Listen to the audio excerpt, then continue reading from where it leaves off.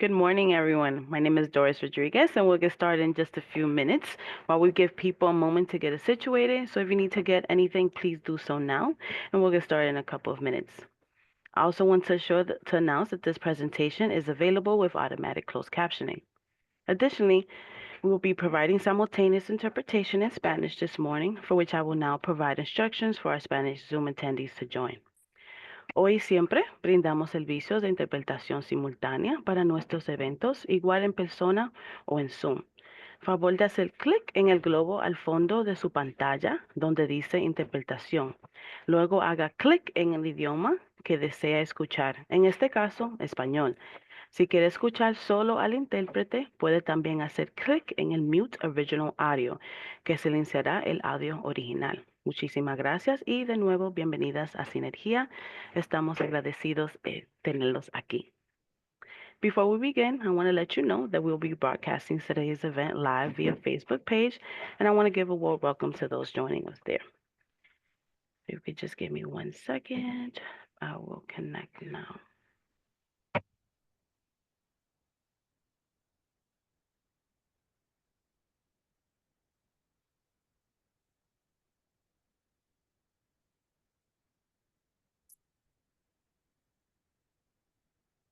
Alrighty, so a few housekeeping notes. For those who register via Zoom, you will receive a copy of the presentation slide via follow-up email within the next few days. A survey will be shared in the chat with a QR code at the end of the presentation. We will have time at the end for a Q&A. However, we encourage questions at any time.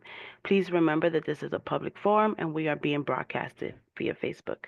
My name is Doris Rodriguez, and I am the Autism Initiative Coordinator here at Sinergia's Metropolitan Parent Center. A few words about Sinergia's Autism Initiative.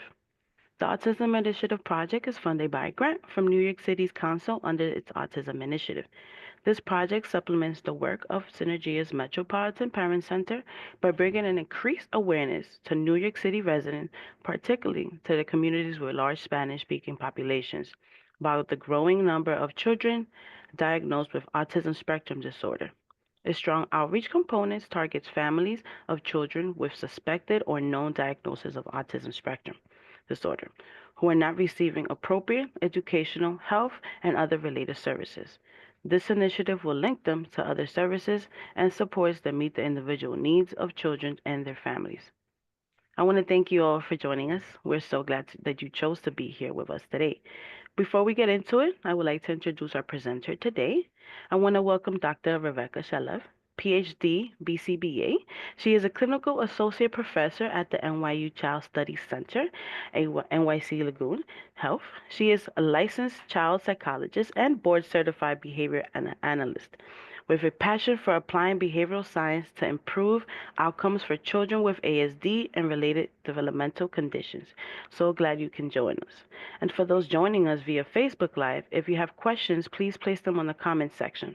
We have so many questions, so I'll let you get into it. I'll hand it over to you, Rebecca. Thank you so much. It's so wonderful to be here, especially during Autism Month and with so much talk around autism recently. It's great to have a space to talk about autism and talk about applied behavior analysis. So I'm very grateful for the opportunity to be joining you today. I do also want to mention that this workshop is brought to you by the New York State Regional Center for Autism Spectrum Disorders at the Child Studies Center at Hassenfeld Children's Hospital at NYU Langone. And I do want to note that the content in this presentation is informational and is not intended to be clinical advice for you or your child.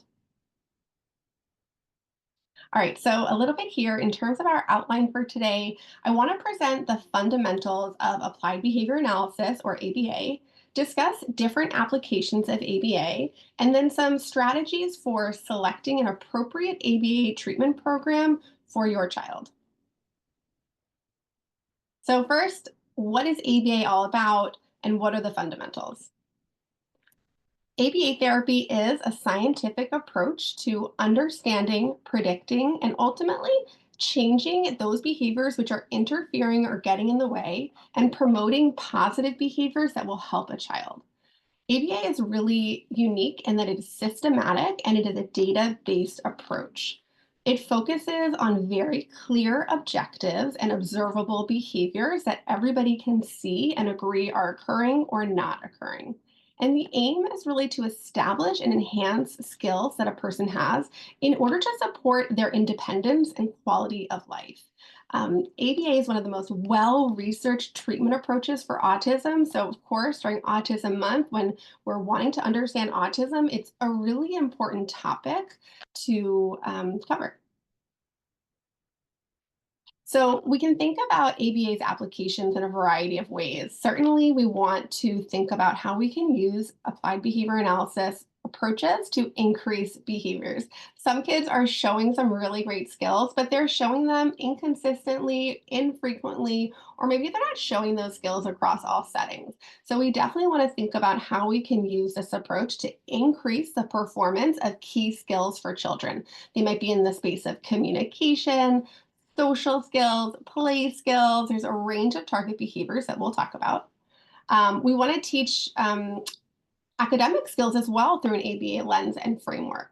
After kids acquire and obtain new skills, it's really important that we have an approach for maintaining these behavioral gains. So we can also use applied behavior analysis to support kids in continuing to demonstrate these behaviors over time. One of the things that's unique, especially to children on the spectrum, is that sometimes they might learn a skill in one setting, such as the home or at school or even an ABA based treatment center, and they may need some additional support to perform that skill in a different setting. So we refer to that as generalization. The ability to generalize a skill means the child can perform that skills across a variety of different situations. That might include a different setting with a different caregiver, or with different materials and items. So, especially for students on the spectrum where this might be a vulnerability, it's important to have a plan in place so that kids are continuing to practice those skills in a variety of settings. Um, Many kids with autism also present with some significant problem behaviors, which can interfere with their daily interactions or social skills or friendships. They can lead to heightened stress among caregivers and in the family. So, for many people, using ABA to reduce interfering behaviors is a very important goal. And again, there's a lot of research to show that these tools can bring down negative behaviors such as tantrums, aggressive behavior, elopement, running away, feeding difficulties. There's a lot of different behaviors which we can apply this model to.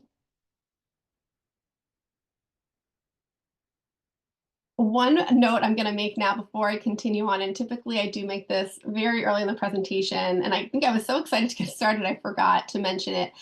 Just one piece around language. So, what I understand from talking to families and reading some research is that people have different preferences for describing autism in individuals. So, some people prefer to say an individual with autism, and others prefer to say an autistic individual. Because there are differences in these preferences. I do alternate between the language. My goal is not to offend one group, but to kind of be broad and acknowledge that there are unique ways in which people identify with autism and wish to be kind of have their autism discussed. So you might hear me say an autistic child, a child with autism, a person on the spectrum. Again, what I'm trying to do is kind of think about each person's preference. When I know somebody or a family, I always will ask them specifically what their preference is and then adapt accordingly, of course. Okay, so going back into it with ABA, there are some really important kind of historical pieces that I want to cover and some concepts that probably many people are familiar with. There's a lot of research around classical conditioning, and what this involves is when learning occurs with a neutral stimuli, and then it becomes associated with something else that can naturally produce a behavior. There's also operant conditioning where reward rewards and punishment are used to either increase a desired behavior or decrease a negative behavior. The idea is that when something positive follows a behavior, we are all more likely to show that behavior in the future. Now, if something undesired happens after a behavior, the idea is that we're going to perform that behavior less frequently. Social learning theory is also really important when we think broadly around ABA principles. What this is about is how learning occurs by observing and imitating other people. Now, oftentimes kids naturally pick up on a lot of skills just by watching others. Sometimes we want to optimize this for students with autism by kind of showing them skills in a very particular way, using prompts to really pull them in to help them see and then imitate the skills that are going to be important for them. So there are a lot of really important assumptions that I want to review about ABA. And as we talk about ABA, of course, I'm talking about autism a lot. ABA applies to all humans, all people, adults, kids, neurotypical on the spectrum, like everybody, and animals as well. And so these assumptions are very broad because it's about the theory in general. So one of the really important assumptions here is that behaviors are learned. And so the environment, the situation, what happens after a behavior, these are all really critical for what a child is learning about what happens after their behavior is performed. And identifying the function of the behavior is going to be the most effective way to change a behavior. Now, we're really only going to be trying to change a behavior if it is negative or interfering for an individual. We don't necessarily need to target a behavior just because it's maybe unexpected or different, but only if it is in some way impacting the person in a negative way. And I'll just give one quick example that I think comes up a lot in my clinical work.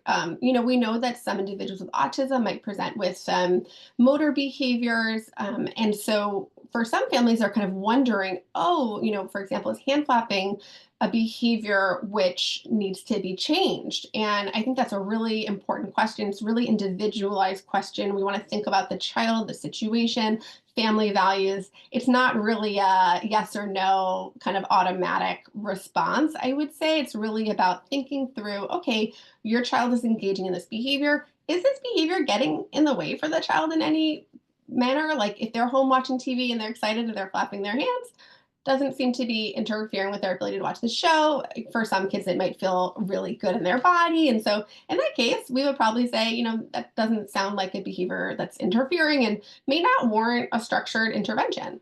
Now, other kids might have a motor behavior that actually could be a bit interfering. For example, if they are engaging in a motor behavior during academic instruction and they're performing that behavior rather than the task at hand. And we might be thinking, wow, we want to kind of give some support around this because when they're engaging in that behavior, they're also not attending to the instruction or they're not using their hands to hold the pencil. And then I think in that case, we could say, that is getting in the way for the student a bit. Like, how can we think about supporting the student, managing that behavior, maybe changing when they perform the behavior or something like that. So I just want to really point that out because, I think a myth about ABA is that we're trying to just change all the behaviors and take away autistic traits. And that's really not the goal. It's just to kind of think about how can we change behaviors that are getting in the way and that a child and family are wanting to kind of work on. Now, behavior is also contextually defined, and this is actually a really helpful concept, I think, and in a lot of ways explains, I think, an experience a lot of families have in which a child might perform certain behaviors at home, but not in school or vice versa. And this is because the environmental context is different. So some kids go to school, they behave really well, they come home, and they have different behavioral patterns. And part of the reason why we sometimes see that is because in that environment, there's a different reaction, a different response. Sometimes parents respond differently than a teacher for a variety of reasons. But the child can actually learn, oh, in this situation, when I engage in a certain behavior, it actually gives me something that is I want, something that I get something out of it. At school, maybe I do that and I don't get something I want. For example, attention.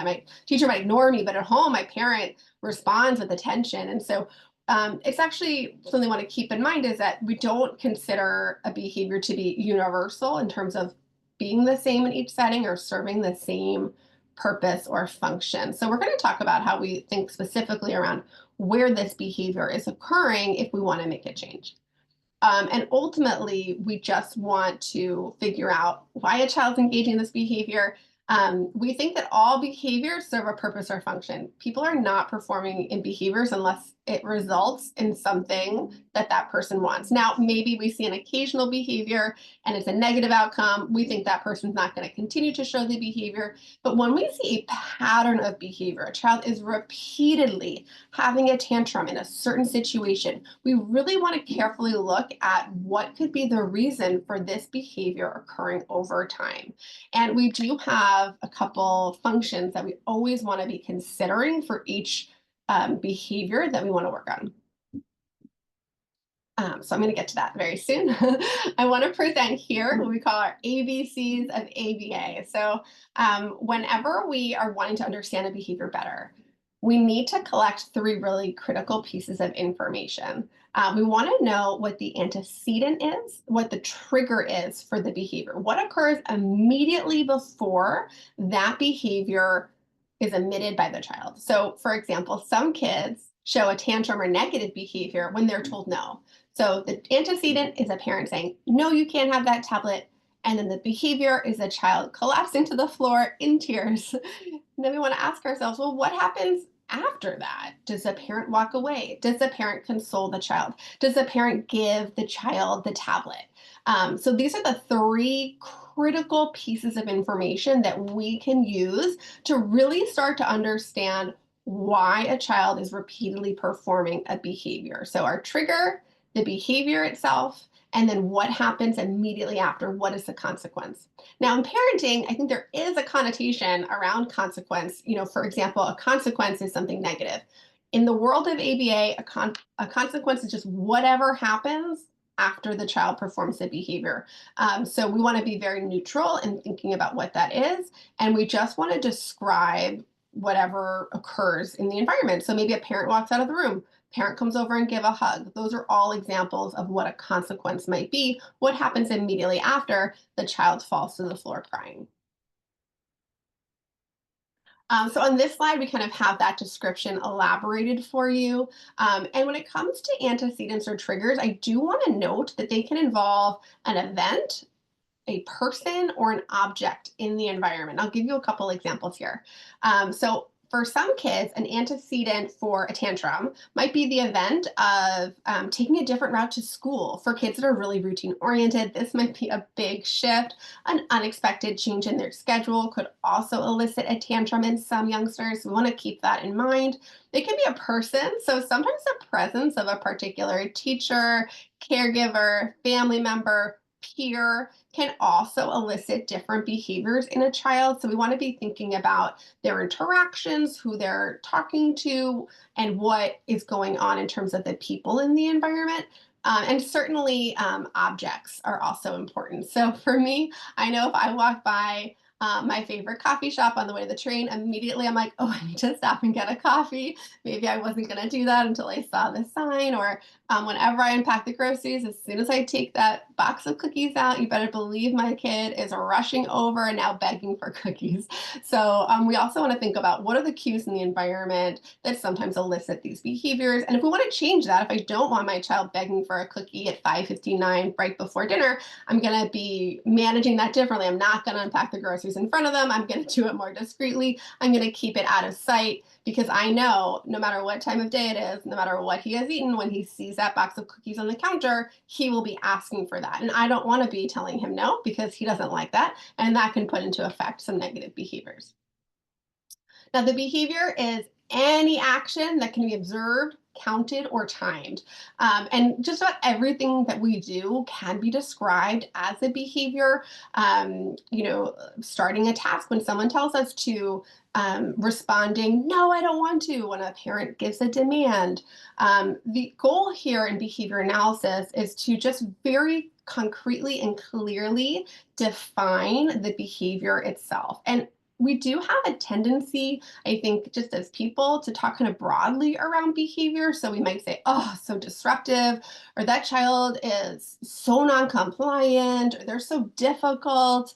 And that, I think gives us a sense of like, this child's having some trouble. There are some negative behaviors the child's performing, but it actually doesn't tell us which behaviors or actions the child's performing. So it is really important to kind of really target and identify what it is that's getting in the way. It's not just that the child's difficult, but probably it's a specific behavior like the child's aggressive, they are hitting, or the child is screaming, or the child is running out of the room, falling to the floor, crying. We want to really identify those key behaviors and map that out using our ABC model. Now, consequences I mentioned is just whatever happens after the behavior is performed. They can be natural. If I touch a hot stove, my hand is burned, or they can be planned. For example, some parents, some kids will learn to raise their hand in class because the teacher calls on them. They like how that feels. They enjoy the positive attention. And so over time, they're going to continue to raise their hand because it was a desired outcome for them. Now, the most important thing about understanding the purpose or function of the behavior is the consequence. Sometimes we really don't know what the trigger was. We turn around and our kid is a mess and they're really upset. And maybe we don't actually know what the trigger was. That's okay. We can still start to understand, well, what typically happens when the child is in this state. Do they get a preferred item? Do they get a lot of consolation and affection from a parent? We can really still lean into this consequence space to get a good sense of why the child is continuing to perform this behavior. Okay, so I'm just going to show you a couple examples here. We do have the ABC model in 3 scenarios. I'm going to read them aloud and just kind of talk through some thinking with you. Okay, so in one situation, a parent walks over to the child lifts his arms, and the dad picks up the child. So in this case, the child is learning. This is a gesture. This communicates to my parent, I want to be picked up. Dad understands that. Child enjoys that, wants to be picked up, something pleasant that the child wants. The child will probably continue to do that in situations where they want to be hugged or they want to be lifted. They're getting some nice parent attention in this case. In the second scenario, there's a sink full of dishes. One roommate does the dishes. The other roommate buys that roommate a coffee to thank them. And so here we're seeing something really positive following the roommate doing the dishes. Probably that roommate will keep doing it if they enjoyed the coffee. Something positive again has occurred for them that's going to probably increase their kind of involvement in taking care of the shared space. In terms of, I always think this one is kind of funny because this really demonstrates the triggers of objects. So, I would never pick up the phone unless it was ringing. So here the phone's ringing, I pick it up, and then I'm saying hello, and I'm getting attention from the person on the other line. We don't just pick up our phone and say hello. It's really a very clear object trigger that's causing us to then initiate that like phone pickup. Or I know most people don't even answer the phone. I don't always answer the phone either, but I am curious what's going on my phone, and I will definitely be reading the voicemail after it's left. So again, we think about all behaviors that all people show as being functional, having a purpose for the individual. And the reason why we see these behaviors repeated over time is because they work for the individual. Whether the person is cognizant, like aware and thinking to themselves, I'm going to do this to get X response, they can really be internalized. And we think about that a lot for young kids. We don't think about kids with tantrums as being manipulative or little devils. We think about them as understanding that in some cases, when they engage in a tantrum, the consequence is something that works for them. Parent attention might follow, or they might get an item that's consoling, that's highly preferred. So we really want to keep that in mind. Kids do what works for them, and we are all the same way, and that is not their fault. We want to understand the ABCs so that we can make changes. So we don't want them to continue to have a tantrum to get parent attention. Maybe we need to teach them how to say, play with me or come here, and more functional and appropriate behavior to get the thing that they want and that's been maintaining the negative behavior. So this is a really common situation here. Child is given a math sheet. The child responds by hitting the teacher, and they're sent to the office. Now, for some kids, we're like, why would that child do that? Why would they just hit a teacher? They just shouldn't do that.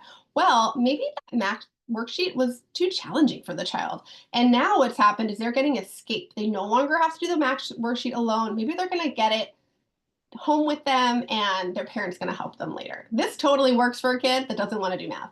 They're out of there. They don't have to do it. They don't think about it. They get a break.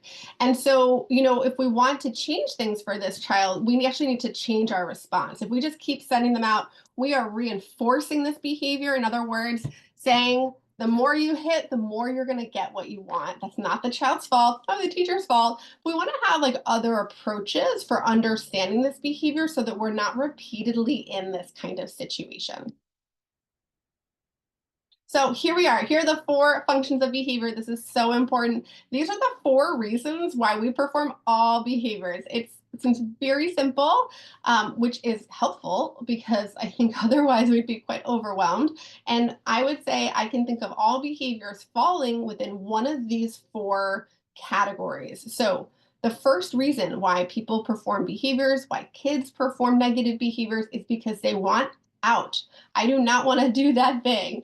Parent says, hey, time to take a shower. Kid says, no, I don't want to. No, I don't want to. Escalates to a tantrum. Parent looks at their watch and says, we got to go to bed. Just go to bed and skip the shower. All right, this kid has escaped the shower. That worked for them. That probably reinforced their refusal behaviors. And next time they don't really feel like showering, probably going to do the same kind of thing. Again, not really the child's fault, not the parent's fault, but just describing what we see. Attention is absolutely a very common and important thing to analyze when we're seeing behaviors in which we want to change, because attention is something that we often provide as caregivers without even really noticing. Attention can not just be what we say to children, but our emotional expressions, our tone of voice, how we look at a child. It's so many factors, so many ways we can give attention to negative behavior. So, for some kids, whining, for example.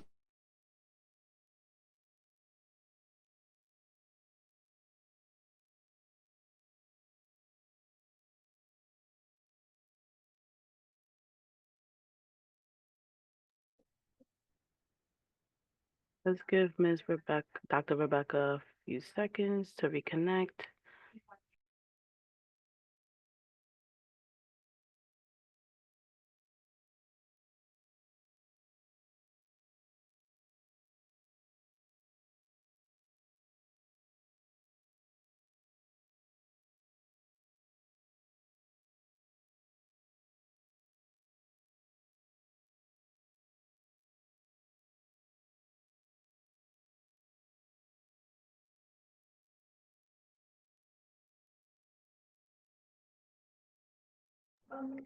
Thank you guys for your patience.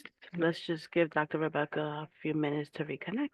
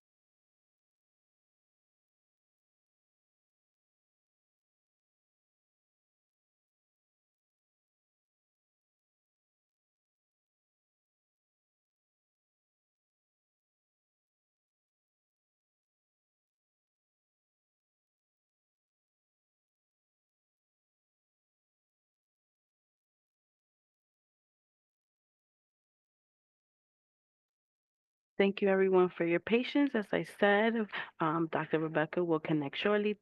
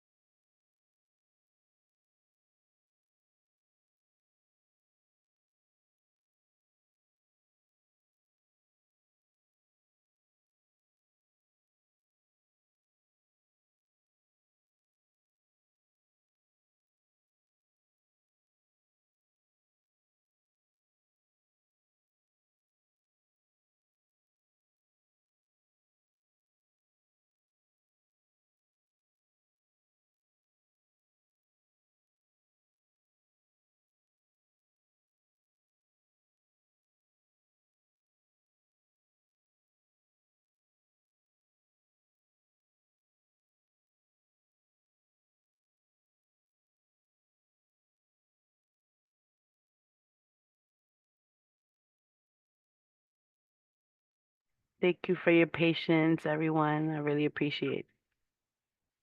Let's just give Dr. Rebecca a few more minutes to reconnect.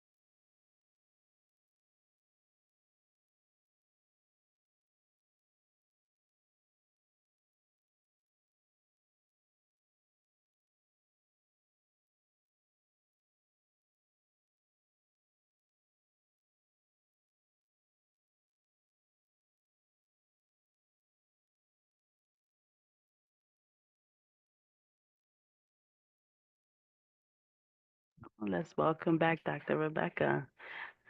I'm sorry. No, you're absolutely fine. No worries. We've just been patiently waiting for you whenever you're ready. My No internet worries. is totally Yes, cut no, off. you can go ahead. No worries. Thanks so much for your patience. Of Let's course. back into it. I know everybody's time is so precious. So I hope you guys were able to use those moments to just take a beat and let's see. We'll do a quick screen share and we'll get right back into it. I was telling my coworker if my other coworker would have been doing this, he would have put some background music and would have been like, guys, think about your questions as Yeah. while we wait. But yeah, All right. Sorry, I know you're seeing all kinds of things on my screen. Just, in 1 second, I'll have us back where we need to be. Click ahead. Okay. I think we were just going over the functions of behavior, talking about how sometimes kids will engage in behaviors because it results in them getting something that they want. Maybe a child says, "May I please have my dessert?" Parent says, "Of course." Great asking gives them something that they want. Sometimes kids will show negative behaviors, and that will result in something that they want. For example, if a child has a tantrum, the parent might say, "Here, take your tablet, calm down." And maybe the child is really enjoying that tablet and kind of making that connection. When I show this tantrum, then I actually get something that I want. And it's easier for some kids to have a tantrum than to use functional appropriate language, especially if there are some language vulnerabilities. And then the final function, oh no, sorry, that's there, is sensory. So this is like what feels good in our body. So for example, I might engage in a sensory behavior to release some physical discomfort. If I have a headache, I might rub my temples. If I have a sore muscle, I might rub that. This is a way that I'm regulating my body and getting internal feedback that I want, that it feels good in my system. And a lot of kids on the spectrum also show additional sensory behavior, such as flapping their hands, looking at things for prolonged periods of time. Usually they're doing this for themselves and themselves only. They would do it if they were alone in a room without a caregiver giving them anything such as attention or an item, or they're not doing it to get out of a demand. They're just kind of doing it because it feels good. Like if I have an itch, scratch it. That feels good. I'm doing that for myself and for nobody else. So these are the four functions, and this explains all human behavior. So very simple, but still, I think really in a very helpful way captures behaviors that we're seeing and gives us a foundation for thinking about why kids are performing behaviors and ultimately how we can help them get the things that they want for doing the right thing rather than something that's going to be interfering or problematic for them. Okay, so I already kind of gave you the answer here when I was looking at it before, but child receives a math worksheet, they hit their teacher, they are kicked out of that classroom. To me, that's looking like escape because they're no longer in the classroom, they're no longer doing the worksheet, and that's really important to keep in mind. So a couple things just in terms of the structure of ABA. ABA is many forms of ABA are pretty structured. We'll talk about some different, more naturalistic approaches, but we are really thinking about how there are specific interventions, goals, and objectives, and these should really be developed in collaboration with a child's family, with the child that they're able to participate if they have this kind of the verbal comprehension and skills to engage in a dialogue. It's really helpful to hear like what they want to work on, what's important to them. And certainly the values of the family and caregivers should also be considered and discussed. And there should be a really high level of agreement around what the goals of the program include. And we do want a well-defined specific plan in which you can see the applications of ABA-based tools. We want therapeutic elements part of each session. And there are specific therapeutic elements in particular that we're going to want to include depending on the target behavior. Data collection is really, really important. We need to know if we are helping the child. If there's a negative behavior that we are aiming to decrease, we have to track that behavior to see if our intervention tools are decreasing this behavior. Sometimes a really thoughtful, great plan doesn't actually change the target behavior. And that's okay. It just means we need to try some other strategies. We need to keep working until we're seeing the data reflect the changes that we want to see as a treatment team.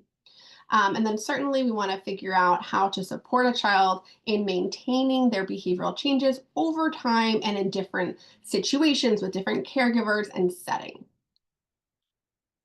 Now, there are definitely some important concerns about ABA that I want to address with you. So there has, historically been some use of punishment procedures as a means of decreasing behaviors. There was some research done in the 60s and 70s in which people were spanking kids to address serious self-injurious behaviors. The idea currently in the field is that punishment and kind of negative consequences are harmful to kids and not part of what we would want to include in a treatment program. We are not telling parents to use any means of corporal punishment, for example. We know that corporal punishment is actually quite harmful to a child. So this might include spanking a child or hitting a child. These are dangerous and have negative effects on a child and do not actually change target behaviors in a positive direction. Now, there's also important considerations that have been voiced from autistic individuals. And these are people that have participated in ABA therapy, maybe in earlier childhood, have talked quite a bit around what it was like for them and some things that they didn't enjoy about the therapy. And I think some of this is really important to consider, in terms of our target goals, as I mentioned before, we're really only selecting target goals that are aligned with the child and the family. So for some people, eye contact might not feel comfortable. They may not want to be using it. And so if it's not getting in the way, if they can use other communication skills to get their needs met, it doesn't make sense, in my opinion, to target eye contact. And again, if we're pushing a skill on somebody with the goal of kind of taking away their autistic traits or making them indistinguishable from their peers, we're really, in my opinion, not doing our job ethically and being responsible providers. So there has been a myth that ABA therapy is aiming to make autistic individuals look like non-autistic individuals. That is not part of ABA therapy, though I do believe that that could be the view held by a particular therapist out there. I believe that this has been the experience that some families have had, but that is not coming from ABA. I think that's more so coming from maybe a therapist that it doesn't have a good understanding of what their role is. So, it is really important to know these goals, to have a voice, to feel you're being heard. And if you are not getting positive feedback from your team, to move on to another team that's really going to value what you want for your child or what the child is wanting for themselves. Okay, we'll talk a little bit about some applications of ABA. There are a lot of different examples of ABA therapy, and it's important to learn about them and get some feedback around which is the best approach for each child. Some kids do really well in some forms of ABA therapy, some do better in others. Again, the guiding principles are all the same. Now we're just talking about how we apply those principles and skills with children. So some examples of types of ABA therapy are discrete trial training. This is actually a pretty common approach in our area in New York. Naturalistic ABA. This is a little bit less common around here, but definitely available and can be a really nice match for some kids. Caregiver training, we do this at NYU and at a lot of other agencies where we are teaching parents these ABA strategies so they can be their own therapists. They can utilize these strategies, they can adapt them into their parenting style and have it be part of, just how they interact with their child on a daily basis. And certainly ABA can be part of structured educational programs. And in New York, there are many ABA-based schools in which ABA guidelines really direct the instructional and social activities of students. So a little bit on discrete trial training. This is one of our oldest forms of ABA. There's a lot of research specifically around this approach. It is a highly structured approach. Now, for some kids with autism, that structured approach is exactly what they need, and which is why we continue to see it present. So there is the provider will give a very clear, concrete instruction. The learner will respond. If the correct response is emitted by the child, then the behavior is reinforced with something positive. Maybe it's praise, maybe they're working towards something else. And if they provide an incorrect response, then we want to give feedback and a correction. I'm going to show you a short video which demonstrates discrete trial training. You'll see that it's highly structured. And again, this approach is just what some kids need, whereas other kids will benefit from something more naturalistic. And we'll look at that approach in just a moment. So I'm going to stop my screen share, pull up the video, and we'll quickly watch that and then jump back into the presentation.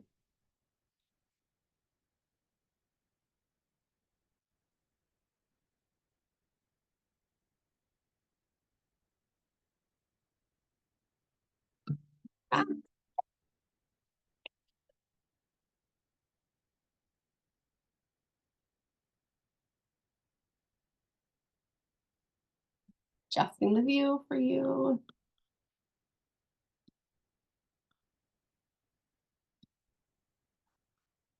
It's about a minute or so.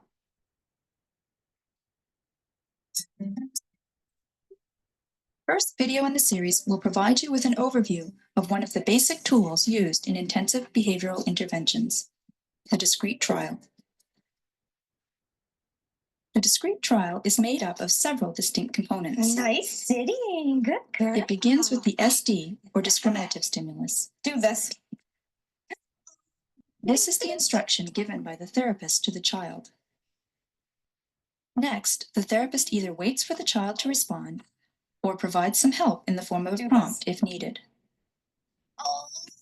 Finally, once the child has responded, the child is given reinforcement, a reward for a correct response or a correction for an incorrect response. Let's try it again. Do this.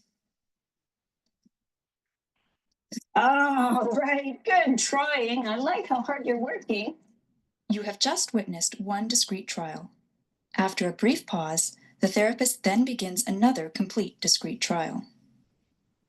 A discrete trial is made up of the following three components: an SD in the form of an instruction by the therapist to the child, a response from the child or a prompt from the therapist, and finally, reinforcement or correction if necessary from the therapist.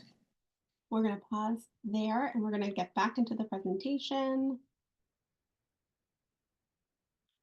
It looks like they were targeting imitation skills. It's always hard to look at a snapshot of a treatment program and kind of know what they're working on more broadly. That would be my guess.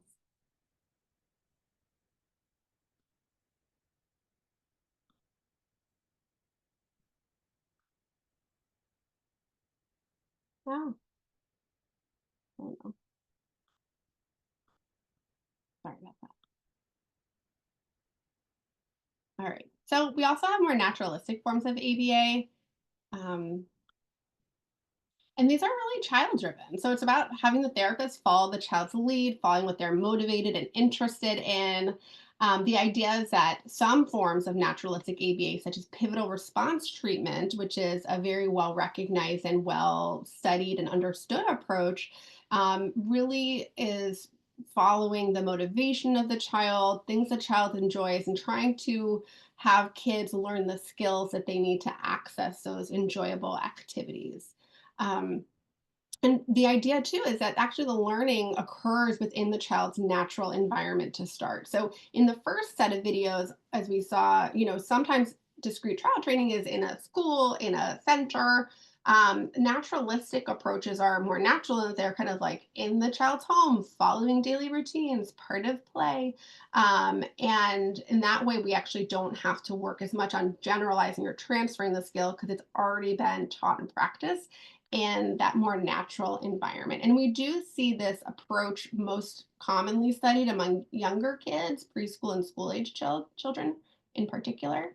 I'm going to show you a quick video here from some colleagues at Yale who've done some really cool work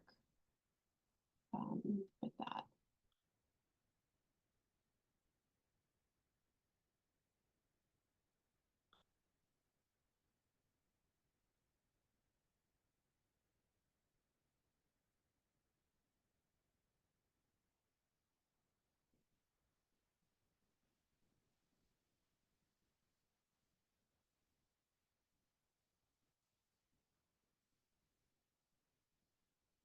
Okay, just one sec.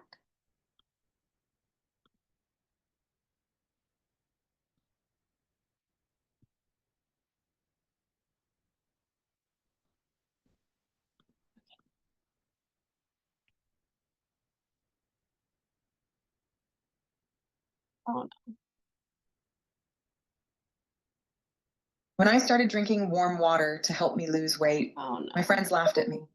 But when they Sorry, I had it just at the right spot and then I went away. Okay, I'm gonna try that one more time. Psychologist and an assistant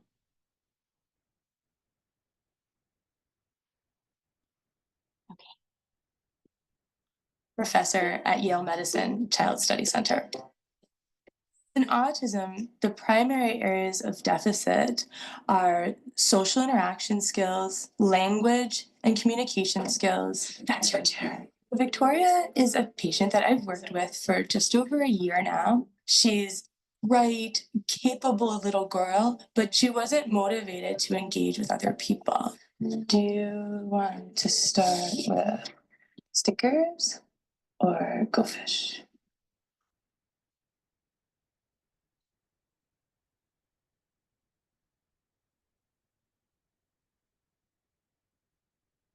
What we offer at Yale Medicine is individualized treatment. Pivotal response treatment is abbreviated PRT. It's a behavioral treatment to support language development and social interaction. Do you want the rod? Yes. Sure. For each child, we develop objectives, so very clearly defined behaviors that we want to improve. I'll dump the rest. Victoria's goals when we first started working with her included making eye contact with the person she was speaking to, and also using her language to help her begin to engage in conversations. What did you get? We got the bird. A lot of the kids that we work with, Victoria included, love bubbles. And we can use these bubbles to motivate the children to communicate with us. So the child would need to use their words, a lot of bubbles or just one bubble. A lot. And then I'd reinforce it by blowing the bubbles. When Dr. Ventola and Victoria were working together, you could kind of see on Victoria's face, this is what I can do. This is something that I can say to get what I want and be motivated. Did you get a sun? No, but I've got something else that I think you really like. Blue? Your favorite. This is great. I like how you're prompting her. And for all of our sessions, Victoria's parents observed or were interacting with Victoria with us. Wait a second. Oh, No, okay. your face is better. Ready? All right, close your eyes. I definitely felt hopeful. I watched this and I thought, my kid really isn't that different than any other kid. She just needed different tools. We'll pause there. It gives you a little bit of a window into a PRT session.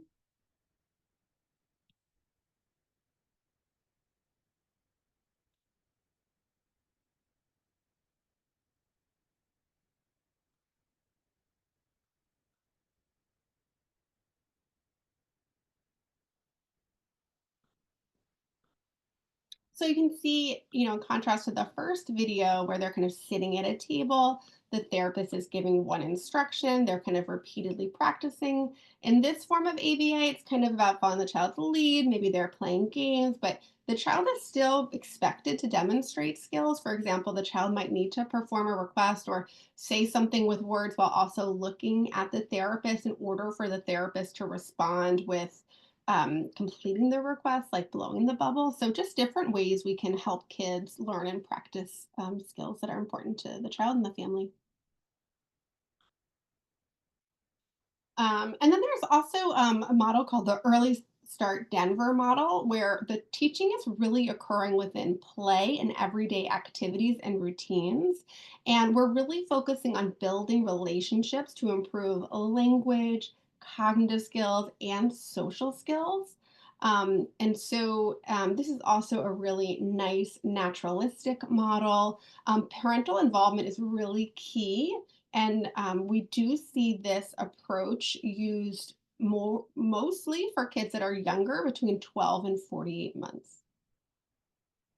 And while PRT is something, it's available at the Yale Child Study Center, we do see Early Start Denver model providers at CADB in Westchester. There are, of course, other providers as well, but those are kind of two big hubs I wanted to highlight.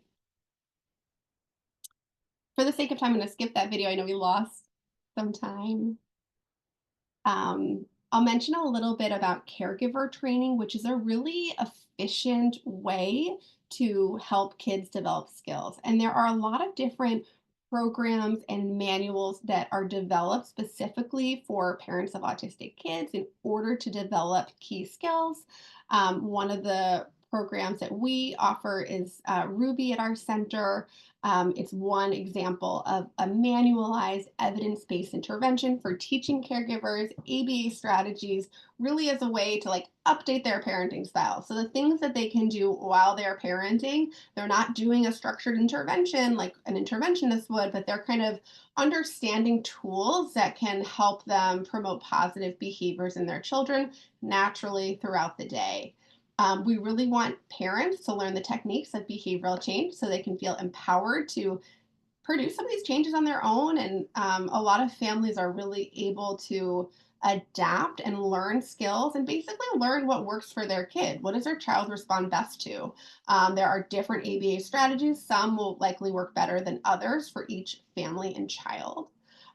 Again, we want to collect data. A parent, we want them to take note. How long is that tantrum? How often are you seeing it? You know, data is just part of ABA. So, of course, it's going to be important for caregivers to learn about this piece in order to track behavioral change over time. And then in New York, we have lots of programs that incorporate ABA as the model, where the instructional approaches, the socialization programs are all grounded in applied behavior analysis. And some kids really respond so well to ABA that it's most appropriate for that student to be in a school where ABA is how all of the learning occurs.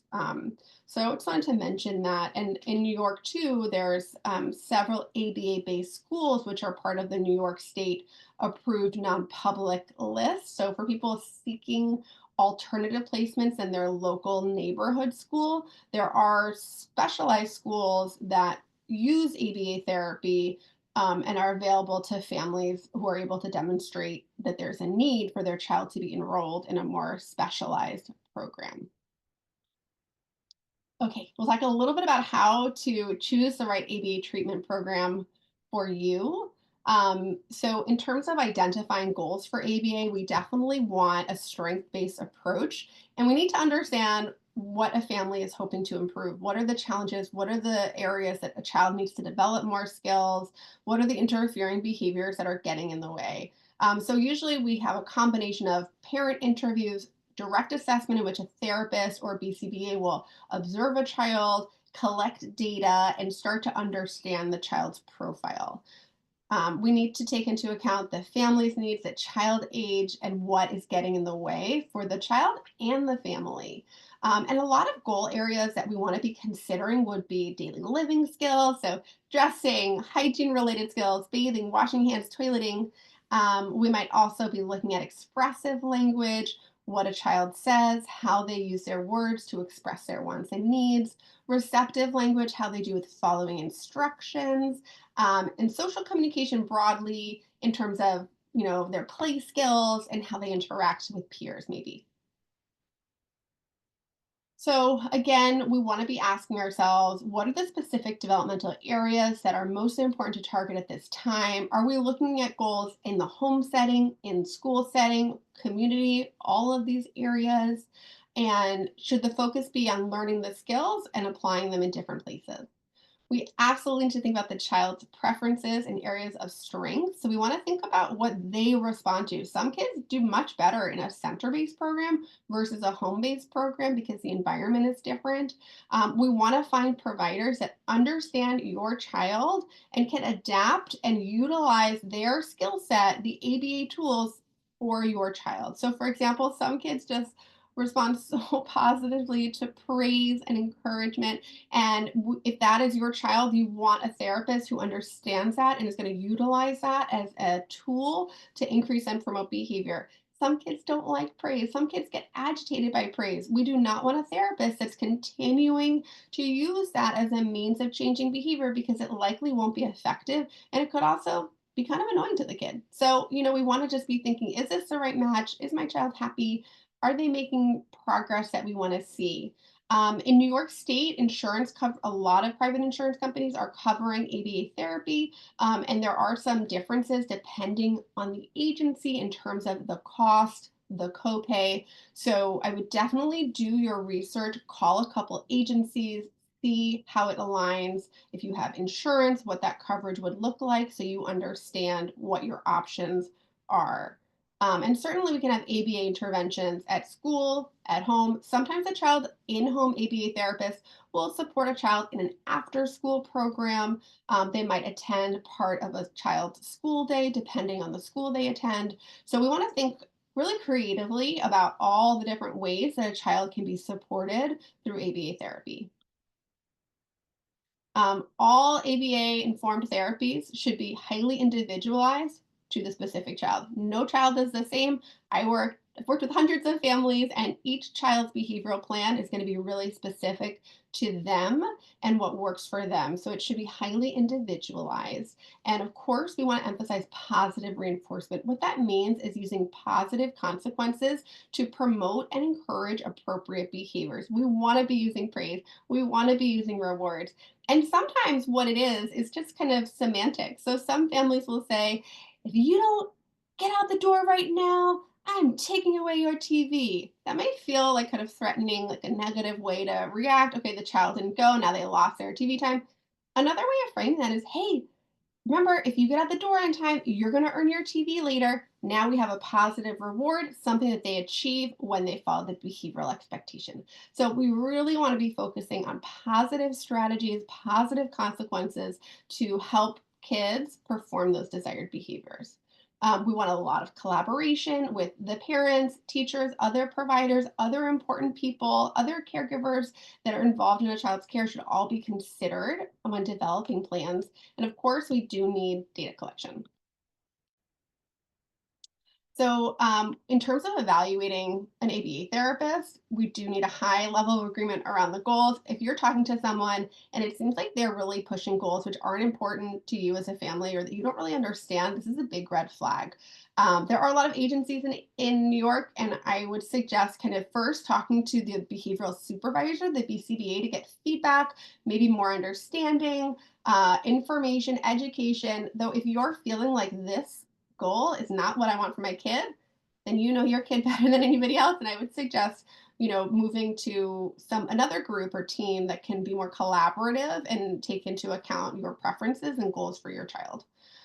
We do want to look for credentialing and training. An ABA program should be supervised by a board certified behavior analyst. A lot of behavioral technicians now are required to be registered behavior technicians. This is coming from insurance companies, though some do not have that credential. It just means that they haven't kind of fulfilled the requirements for that, or they haven't pursued the credentialing. More credentials can be helpful, but I wouldn't discount somebody who doesn't have the credential if they're still showing that they're a good match for your child. So we definitely want to think about rapport. Does my kid like their therapist? This is a critical question. Yes, therapy can be hard because we're working on teaching skills. We are trying to change behaviors that have been working for kids, but we want kids to like therapy. And if kids are getting anxious, scared, showing a lot of negative behaviors during ABA therapy, we really want to understand what is going on, why this is happening, because therapy should not be painful. It shouldn't be hard. It should still be kind of fun. They should be doing things that the child likes related to their interests. They should be playing. And we want to see kids looking forward to their therapist coming over and generally feeling positive about the experience. Now, again, there could be some things that are hard. If a child's, they're working on taking away, decreasing tantrums or aggressive behaviors. It's not always easy, but overall, globally, we want to feel that there's a positive connection between the child and the therapist.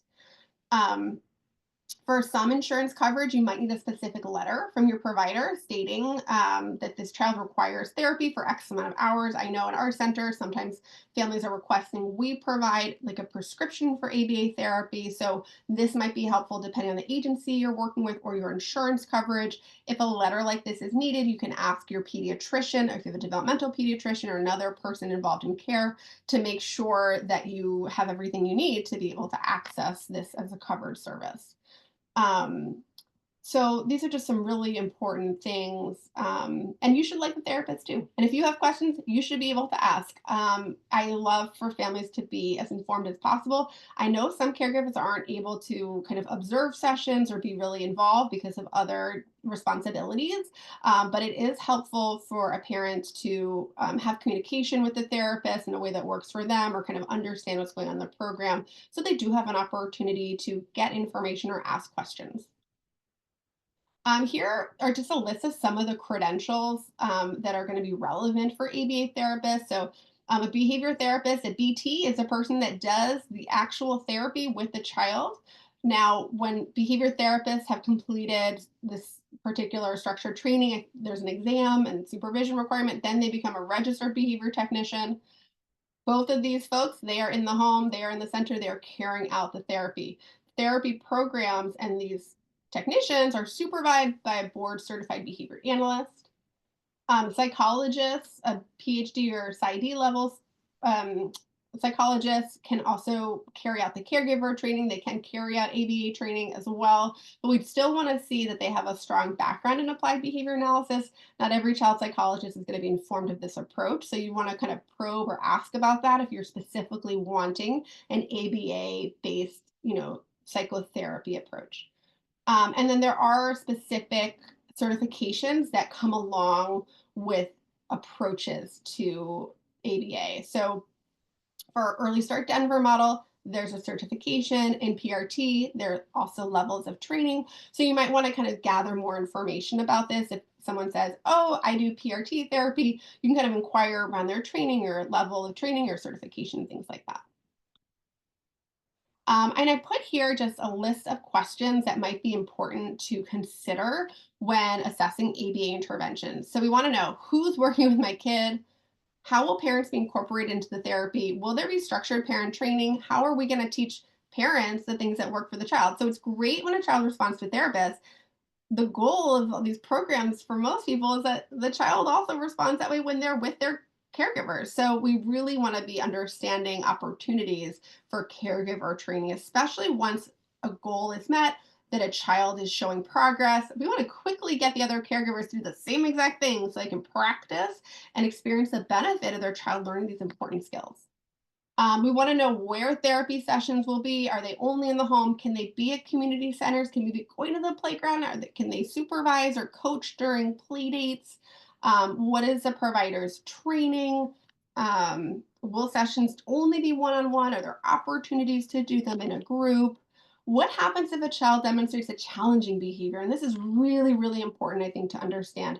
If your child is initiating therapy because they show aggressive, unsafe, or dangerous behaviors, it is very important to understand the approach that the team is going to take. What will happen if the child starts to hit or throw items? I would definitely want to know this about any child I'm working with so that I can agree to that. And maybe they're going to take an approach that I don't understand or that doesn't feel right.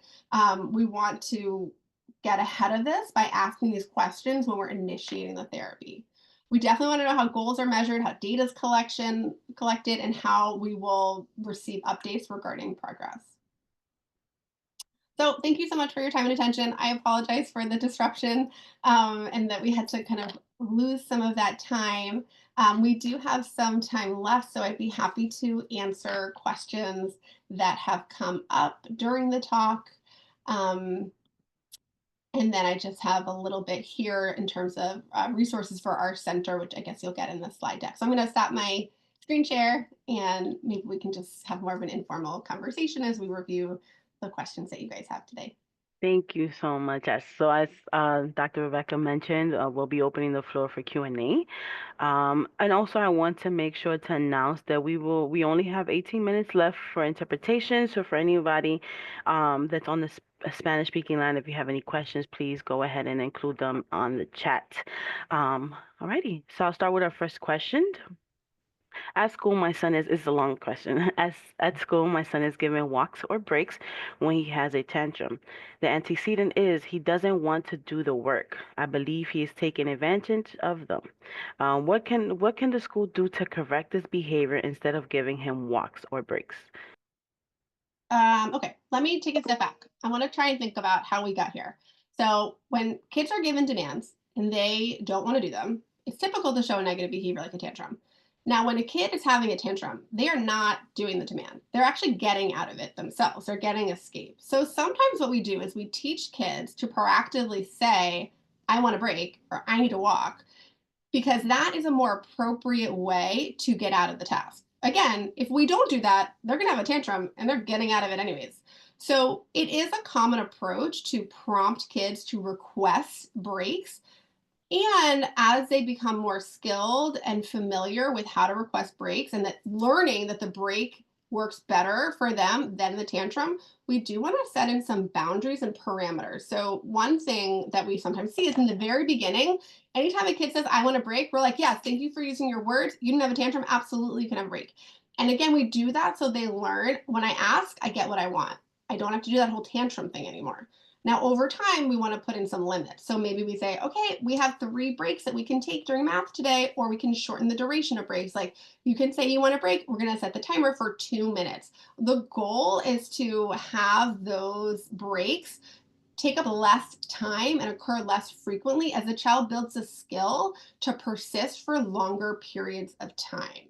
So maybe that's a question to ask the team, like what's the approach, what's the long-term plan here? How will we be supporting my child and engaging for longer periods of time, sorry, the fly math is, so that it's not as kind of taking away. And we need that to be part of the plan, because otherwise kids are just going to say they don't want to do anything, they want to take a break all the time, and they're going to miss on learning. So what are those limits that are going to be introduced, and how can we understand that plan? Thank you. What is the minimum hours needed per week to really help a child? How do I know that the number of hours of ABA per week given for my child is too much for them? This is a really great question, because what we see with ABA therapy is an incredible range in terms of the number of hours that kids receive. Some kids receive 40 hours of ABA therapy per week. Now, oftentimes those hours are included as part of a preschool ABA program, school program, and that's a lot. That is a lot of time. That's a lot of hours. Now, other kids might only need 3 or 4 hours a week.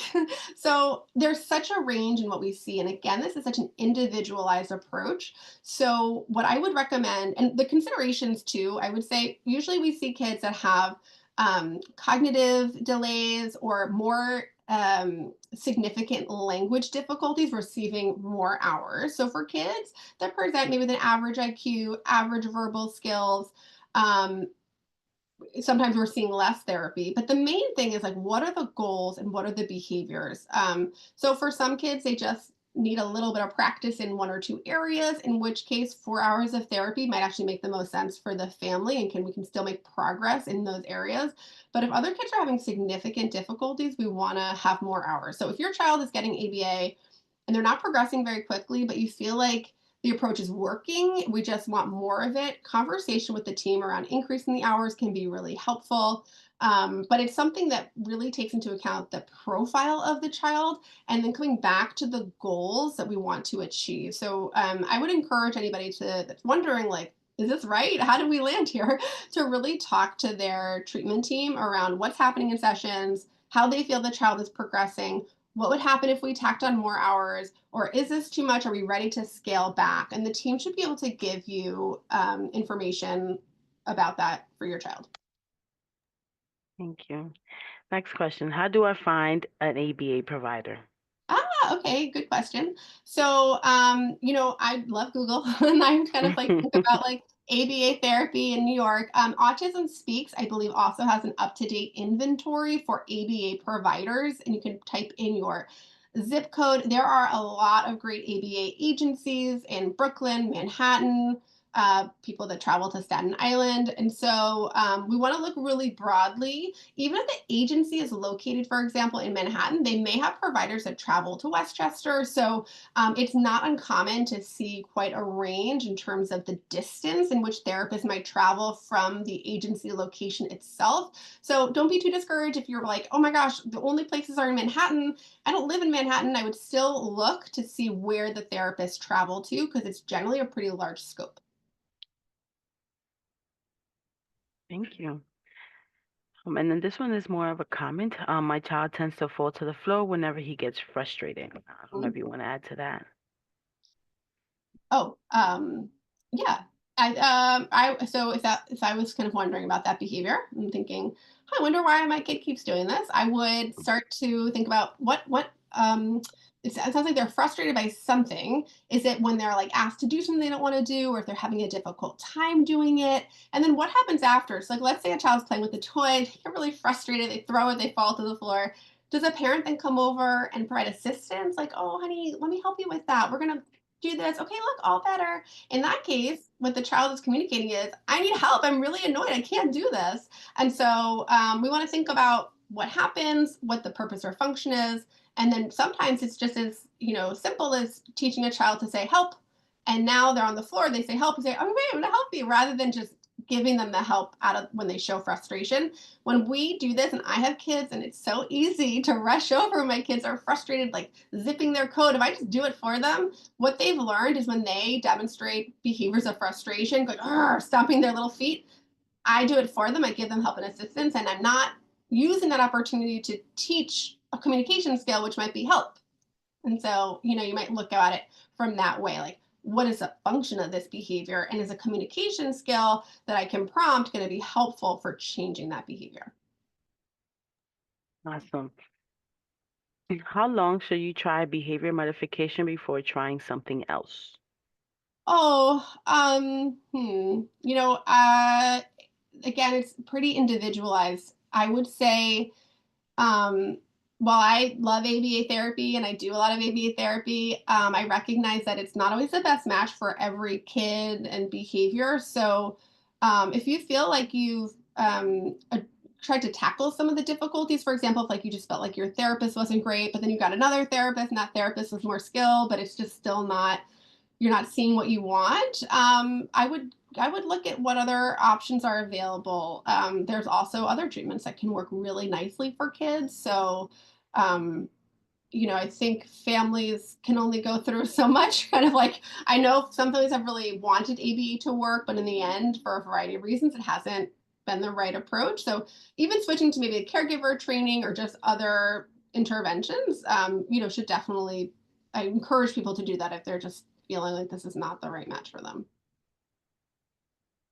Thank you. Up to what age is ABA services offered or recommended to?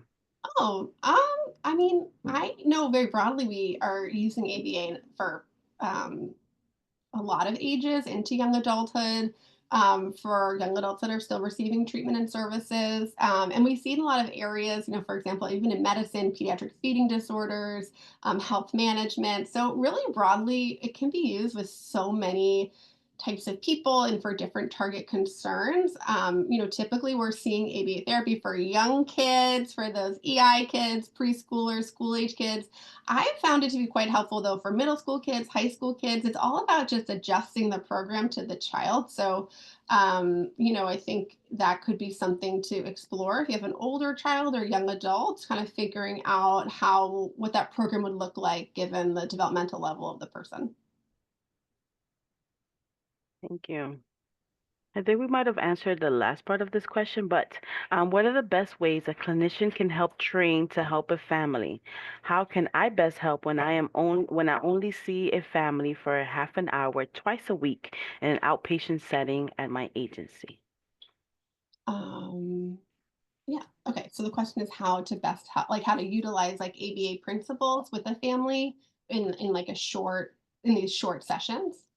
Twice a week. Yeah, I mean, I think what I found to be really helpful for families is a lot of education around why behaviors occur and what the purpose or function is. A lot of parents, for good reason, get so frustrated at their kid and they get mad and like, why don't you just stop? You're doing this to torture me. And so I think really helping families understand that kids do things that work for them. These are the four functions. We want to be on the lookout for what might be reinforcing these behaviors can be really helpful for retraining parents for how to think about their child and their child's behavior.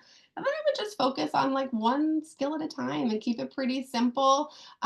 There's so many ABA tools and strategies, but I would think about, given the time that you have, like for example, just focusing on how to praise your kid. And you might spend a couple weeks on practicing that and going over examples of that. And I would just pick one kind of simple strategy that's related to how a parent already interacts with their child that they can kind of get some practice with. This was a question, Spanish, one from our Spanish audience. Um, how can I help my daughter to improve her behavior at home? I have tried to get ABA therapy at home, but the wait lists are long. Yeah, okay, this is very tricky because definitely, I think ABA could be helpful to have someone coming into the home to understand the behaviors and support the child. So I would definitely say stay on those wait lists. Hopefully, they won't be forever. In the meantime, thanks for coming today. There are some, community presentations available.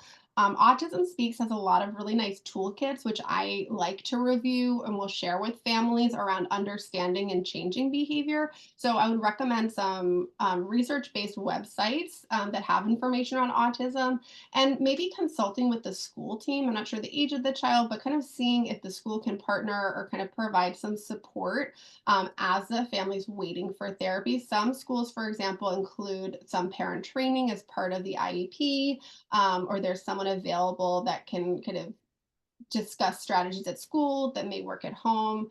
So I would kind of check in with all the people in your sphere, maybe checking in with the pediatrician, check in with the school team, see what's available and accessible online as you're waiting. Parents can still do a lot without a behavior therapist in the home. Of course, it's easier and better, and we want people to have access to this treatment, but it's true that the wait times can be quite long. Thank you. All righty, next question. We have a lot of questions. Okay, I have 6 more minutes. Awesome. All right, how can a parent sign up for the caregiver training for ABA? Oh, okay. So yeah, there's a lot of different providers in the community that do this. I know I mentioned it at the Child Study Center. We offer parent training as part of our outpatient clinic. So if you want to learn about our specific program, in the slides, I believe there's an email and phone number for our clinic.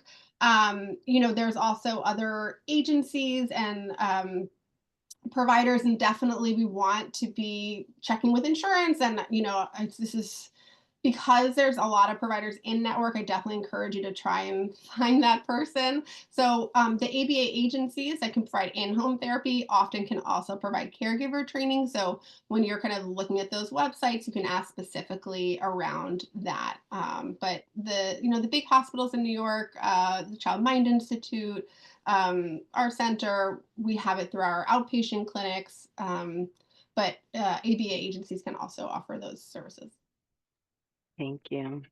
Next question. When does psychiatry and the introduction of medication come into play when using ABA therapy for behavior?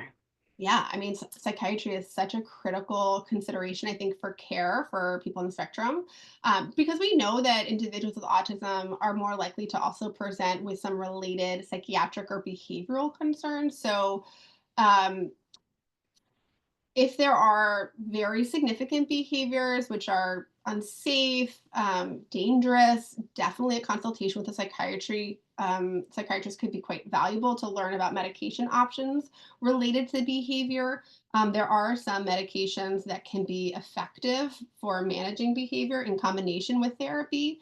So I would kind of think about a variety of things. And some families just kind of have their sense for like how they want to tackle something, how they want to approach something.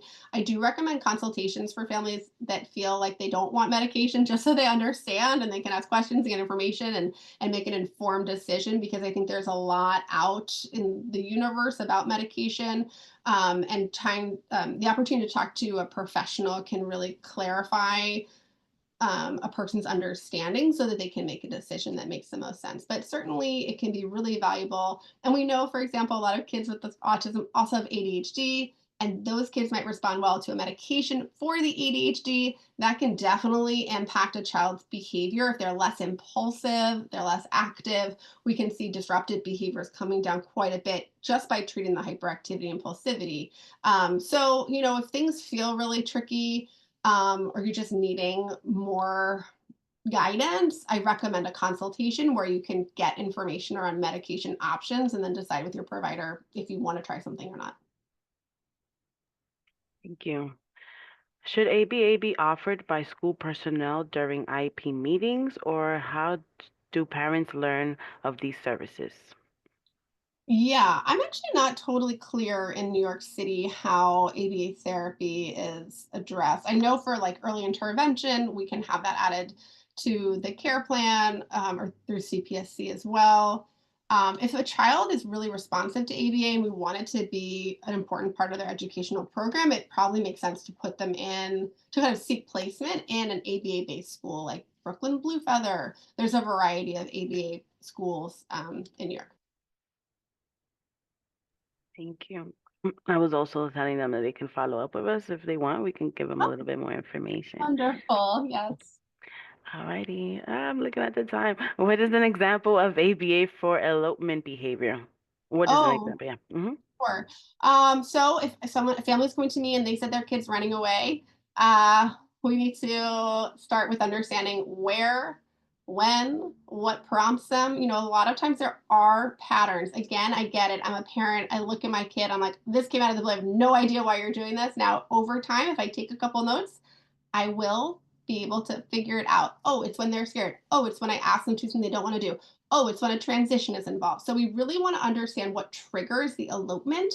And then typically what happens by they're getting some form of escape. So if your child is eloping, I would put in place some prevention strategies. What are the ways we are getting ahead of it? Are we going to be enforcing hand holding?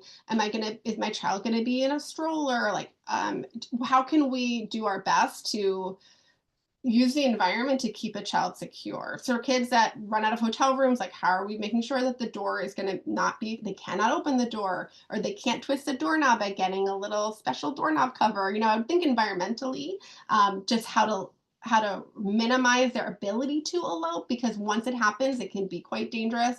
And then of course, once we figure out the purpose or function, we can also teach them other things, or, you know, like just like saying, oh, you don't want to do that, you can take a break. You don't have to run away, just say no.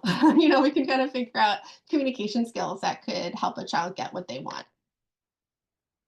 Awesome. I don't know if you have time for one more question, and I also want to say thank you to Anna for her support today. Alrighty. Uh, um, if a child receives ABA, should the parent just ask for the parent training as well?